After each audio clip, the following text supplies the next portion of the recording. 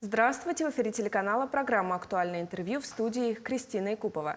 10 февраля в России отмечается День дипломатического работника. Такой памятный день стал поводом пригласить в нашу студию нашего гостя Гаврила Кириллина, министра по внешним связям и делам народов Республики Саха-Якутия. Гаврил Витальевич, здравствуйте. Здравствуйте, Кристина, уважаемые телезрители. День дипломатического работника в России, который отмечается сегодня, когда он был учрежден? Да, сегодня, 10 февраля, у нас в стране отмечается День дипломатического работника. Этот праздник, который был учрежден еще в 2002 году, впервые он праздновался, отмечается с 2003 года. Это праздник, который как раз признает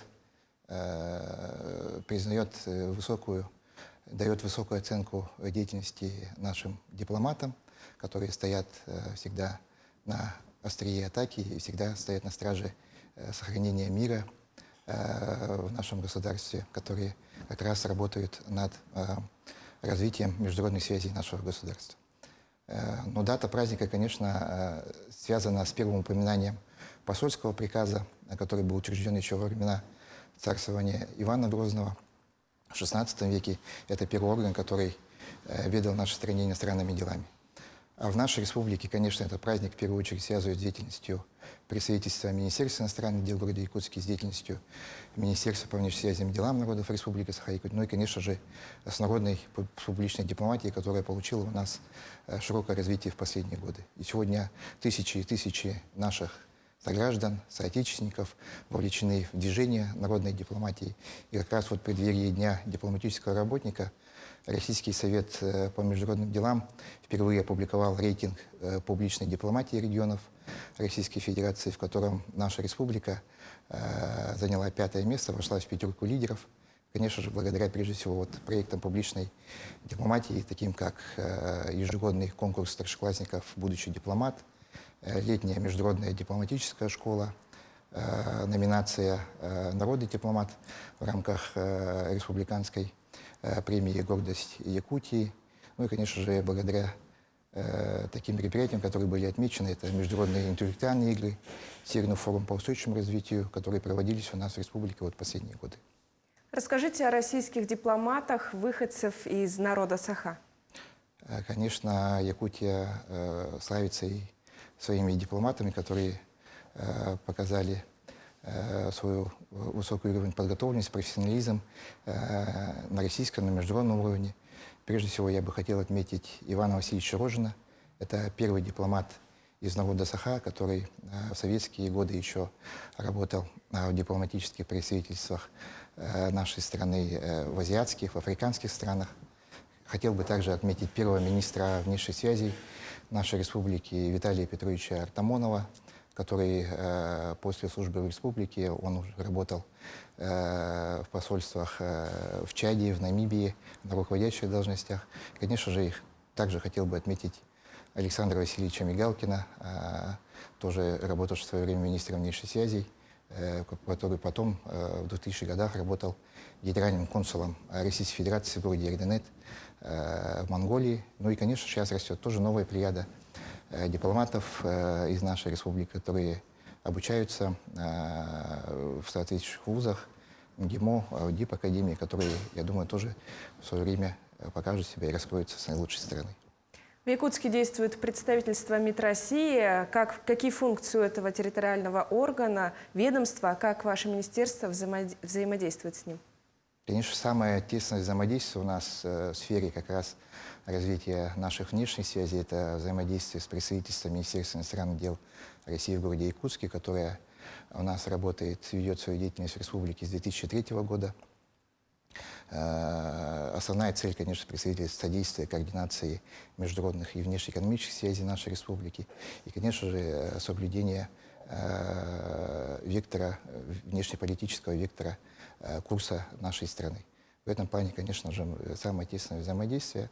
Все вопросы, которые связаны у нас с международными связями, конечно же, согласуются с представительством МИД, затем уже с центральным аппаратом Министерства иностранных дел.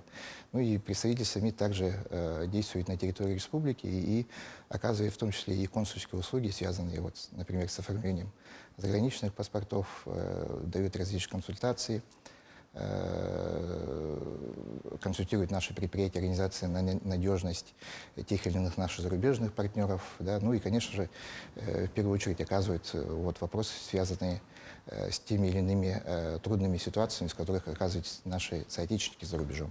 В этом плане мы, конечно, тесное взаимодействие с представительством ведем. Прошлый год полностью изменил геополитическую ситуацию в мире. Какие изменения произошли в работе вашего министерства? Конечно, вот в связи с той, можно сказать, такой враждебной, непродуктивной позицией, которые заняли наши бывшие западные партнеры по отношению к нашей стране, конечно же, с учетом этого мы тоже, как и вся наша страна, взяли курс на переориентацию наших международных связей, контактов именно в восточном направлении. Но в этом направлении, в этом отношении нам проще, потому что республика географически близка к Азиатско-Тихоокеанскому региону.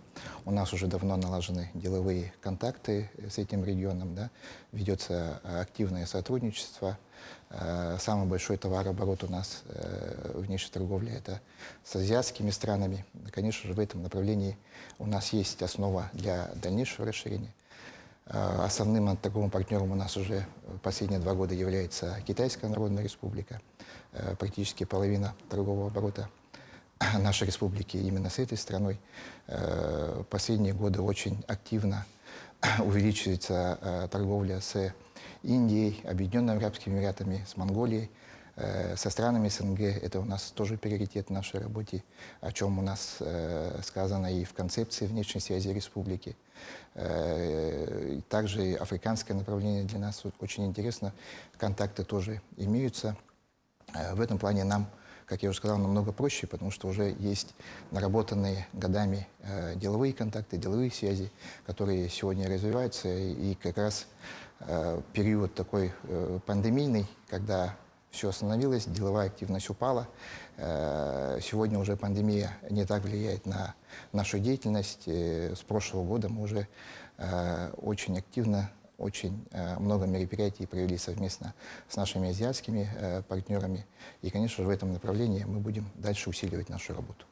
Одной из задач министерства является работа с соотечественниками, якутянами, проживающими за пределами республики. Как проводится работа в этом направлении?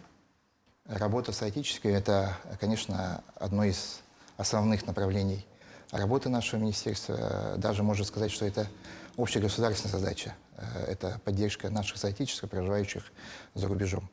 Но в плане работы с соотечественниками якутянами мы туда и работаем не только с соотечественниками, которые проживают за рубежом, но и с теми землячествами, диаспорами якутян, которые у нас находятся в регионах Российской Федерации. В этом плане, конечно, большая работа проводится.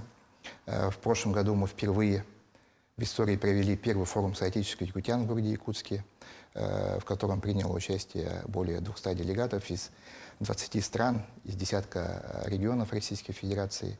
По итогам форума соотечественников мы создали Координационный совет соотечественников якутян, проживающих за пределами Республики Саха-Якутия. Избрали его актив, и, конечно же, мы будем дальше совместно с ними продвигать их проекты, такие проекты, как «Секс за рубежом», «Сергей шагает по планете», другие их проекты, которые широко поддерживаются не только у нас в республике, но и в нашей стране. В январе состоялся выезд делегации республики в Казахстан. Какие договоренности с казахстанской стороной достигнуты в ходе визита? Да, в январе у нас состоялся визит делегации Республики Саха-Якутия в Республику Казахстан под руководством главы Республики Саха Арсения Сергеевича Николаева. Визит прошел на очень высоком уровне. Состоялись переговоры и с президентом Республики Казахстан, и практически со всем руководством Республики Казахстан. Конечно же, мы видим, что у нас последние годы товарооборот с Казахстаном растет в геометрической прогрессии, практически в десятки раз он у нас вырос за последний год. Это о чем говорит? О том, что есть потенциал для сотрудничества. Конечно же, во время визита мы обсуждали весь спектр взаимоотношений в различных сферах, но наиболее для нас перспективными, приоритетными видится направление сотрудничества в сфере как раз вот повышения товарооборота, развития торговли, в сфере IT, инноваций, в сфере культуры очень большой задел тоже сделан, в сфере спорта как раз и в рамках, в том числе и международных спортивных игр «Дети Азии», в котором также Казахстан принимает активное участие. Да?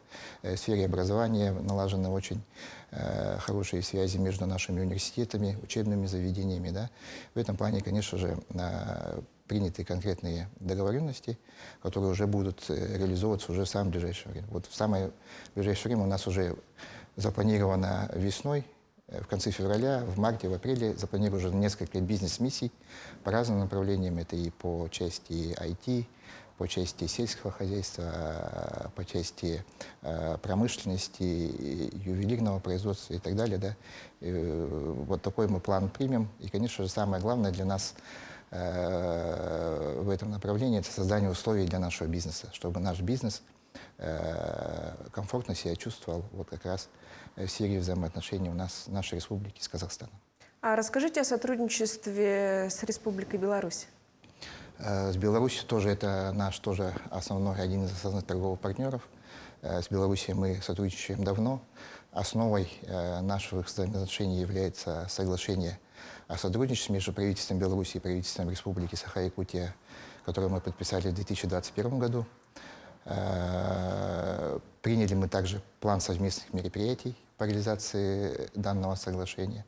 Создана у нас совместная межправительственная рабочая группа, которая ежегодно, 2 раза в год мы проводим ее заседания и обсуждаем весь спектр взаимоотношений в рамках вот, подписанного соглашения. Прежде всего, конечно же, сферы приоритетные, которые развиваются у нас в Беларуси, это сельское хозяйство, это промышленность, это поставки тех или иных товаров из Беларуси к нам, из Республики Саха-Якутия в Беларусь. И вот в следующем наши контакты произойдут в городе Якутске. Белорусская делегация прибудет к нам в конце февраля, и как раз будем обсуждать вопросы, связанные с развитием сотрудничества в сфере сельского хозяйства. А с какими регионами подписаны соглашения о сотрудничестве в прошлом году? В целом у нас подписано соглашение с 48 субъектами Российской Федерации. Мы с ними... Это те соглашения, которые были подписаны вот с начала установления международных межрегиональных связей Республики с начала 90-х годов. И, конечно же, в рамках этих соглашений мы принимаем совместные планы действий, мероприятий на какой-то определенный период, например, на 3, на 4, на 5 лет. И ежегодно мы также происходит переподписание тех или иных планов либо соглашений, которые уже утратили силу. В прошлом году, например, мы подписали соглашение с 8 регионами Российской Федерации, но здесь я бы хотел особо отметить соглашение, которое мы подписали с Донецкой Народной Республикой. В прошлом году, в декабре, было подписано соответствующее соглашение. До этого, как вы знаете, республика взяла шефство над городом Кировским, Донецкой Народной Республики. Оказывается практическая помощь по восстановлению инфраструктуры в данном муниципальном образовании. И сейчас мы планируем подписать договор о побратимских отношениях между Нюрнбергским районом и городом Кировским, чтобы уже закрепить наши уже довольно сложившиеся тесные дружеские отношения с этим новым регионом Российской Федерации. Гаврил Витальевич, спасибо за беседу. Желаем вам успехов в работе. Спасибо большое. Это была программа «Актуальное интервью». Оставайтесь на нашем телеканале.